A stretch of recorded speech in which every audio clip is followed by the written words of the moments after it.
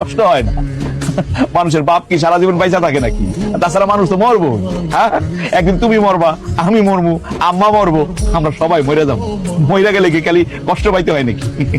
যতদিন বাঁচমু এই হাসির মধ্যেই বাঁচমু।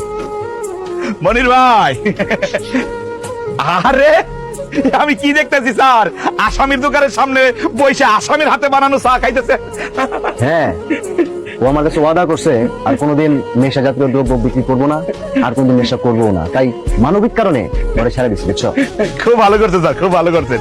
আচ্ছা স্যার, আপনার একটা কথা জিগাই, আপনি এই প্রতিদিন কয় কাপ চা খান? চা একটু বেশি খাওয়া হয়, এই দিনে 10-12 কাপ। এই যে স্যার, এইটাও কিন্তু একটা নেশা, এটাও কিন্তু একটা নেশা স্যার। কিভাবে? কিভাবে স্যার, একটু খুলে কই। হ্যাঁ, বলো না। একটু বসি স্যার। হ্যাঁ, বসো বসো বসো বসো।